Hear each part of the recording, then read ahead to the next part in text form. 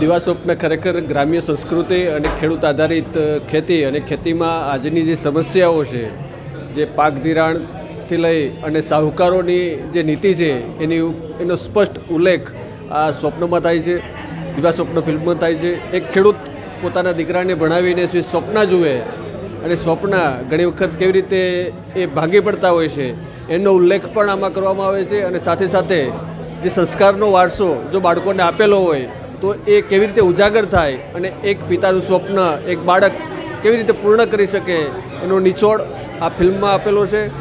સાથે સાથે આપણી જે એનઈપી નેશનલ એજ્યુકેશન પોલિસીની જે વાત છે કે હોલિસ્ટિક એપ્રોચ, બાળકનો સર્વાંગી વિકાસ થવો જોઈએ, એને ગ્રામ્યની સંસ્કૃતિની પણ ખબર હોવી જોઈએ અને સાથે સાથે આધુનિકતા ટેકનોલોજીની પણ આવશ્યકતા છે એની પણ ખબર હોવી જોઈએ.